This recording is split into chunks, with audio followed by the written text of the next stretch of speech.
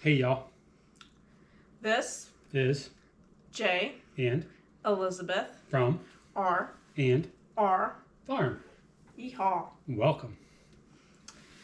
So tonight's talk, I guess, would be corn-fed versus grass-fed beef. Currently, we are grain-fed, grass-fed, grain-finished. So, controversy on that. My thought is, for our operation anyway, it takes longer to finish a beef on grass than it does corn, grain, etc. So we have to feed grain to finish them out quicker. Yeah. Now I'm sure there's health benefits to it, only omega-3s or whatever. Just from what I've heard, don't really know study wise, but that's what I'm hearing on grass fed. So Yeah, I agree with that. For our operation, we're trying to do direct to consumer. So, with not knowing what the market will be like, if we were to do grass fed, grass finished beef, we'd have to plan roughly 3 years from now to butcher, Yep. is when they'd be finished out. And for our operation, that would definitely not meet what the consumers, what, oh, our consumer Yeah. demand, yeah, our consumer demand. Yeah. So let's kind of take a step back. So 3 years ago, roughly 3 years ago, we were doing halves, wholes, quarters, selling feeder calves. Excuse me. 3 years ago, we put a meat trailer together and got a retail license, selling retail cuts. Basically, try to cut out the middleman so we can kind of capitalize on that income. Yes, it's a lot more work, but I think in the long run, it's benefited our operation to where now we're finished. Last 2025, we sold 3 feeder calves versus 6 or 8 in the past, that we sell. So, and now we're pretty much probably needing more for future demand. So that's why I like to. That's why we're feeding corn to get them finished out faster for the demand.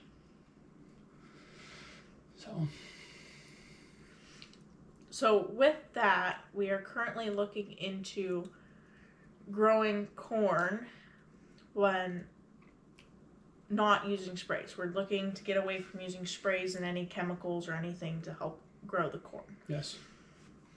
So this year we actually bought non-GMO corn. Hybrid 85 is the corn we're using.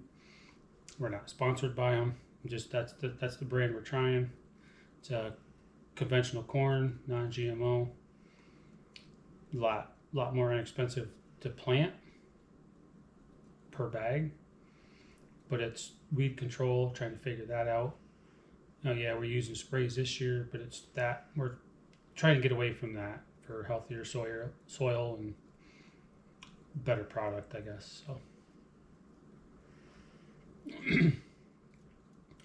one way to combat that would be plant a good cover crop to where we can crimp it down in the spring and plant green and have hopefully zero weed suppressant after planting.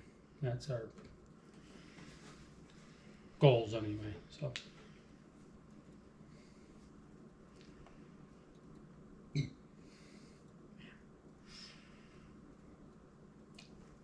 now, I have heard people have said if you're going to go grow corn, you might as well graze it. That's one thing we've talked about with our operation. If we're going to grow it, we graze some of it and pick the rest of it. So if we have certain batches of animals, and we can start feeding grain earlier to push them to gain more to finish earlier.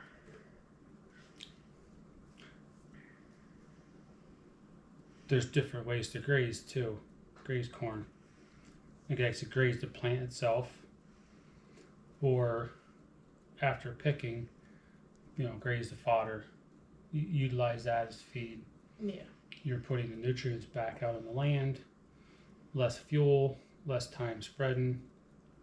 Cows are staying out longer. Where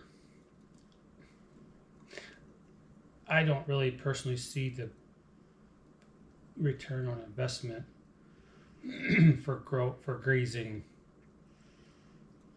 the whole plant, corn and all, without harvesting it. We can make corn silage or ear corn like we use. But yeah, it's just that. It's something to look into. I'm